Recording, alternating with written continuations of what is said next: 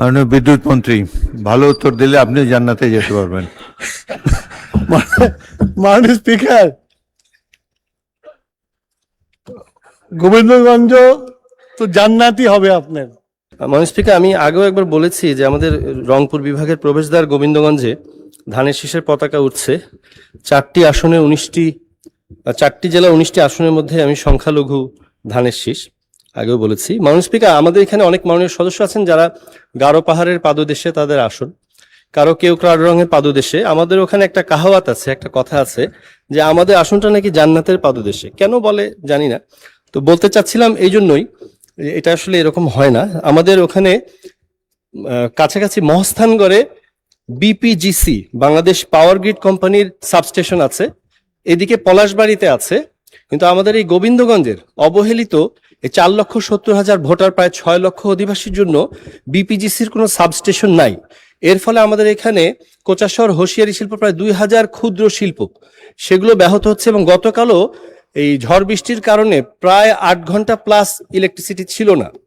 তো আমি একটু আমার মাননীয় বিদ্যুৎ মন্ত্রী মহোদয়কে বলতে চাই, আমাদের এই কথিত জান্নাতের পাদদেশে সংখ্যালঘু ধানের শীষ আমার এই অবহেলিত গোবিন্দগঞ্জে বিপিজিসি একটি সাবস্টেশন করা হবে কিনা। মাননীয় স্পিকার, আপনাকে ধন্যবাদ। মাননীয় বিদ্যুৎ মন্ত্রী, ভালো উত্তর দিলে আপনি জান্নাতে যেতে পারবেন। মাননীয় স্পিকার, গোবিন্দগঞ্জ তো জান্নাতি হবে আপনার, কেননা গোবিন্দগঞ্জ আমার নানার শ্বশুর বাড়ি। তো আমি মাননীয় সংসদকে বলতে চাই যে আপনার পিজিসিবি হচ্ছিল ট্রান্সমিশন লাইন নির্মাণ করে, এবং এই ট্রান্সমিশন লাইন হাই ভোল্টেজের লাইন হয় আপনার। এই হাই ভোল্টেজ লাইন থেকে যখন আমরা ডোমেস্টিকে নিয়ে আসি স্টেপ ডাউন করতে হয়, তো যেহেতু ওনাদের কাছাকাছি ট্রান্সমিশন লাইন আছে, সেই জন্য গোবিন্দগঞ্জে যে সাবস্টেশন আছে সেই সাবস্টেশনে ভোল্টেজ স্টেপ ডাউন করে আমাদের ডোমেস্টিক লাইনে আমরা দেই।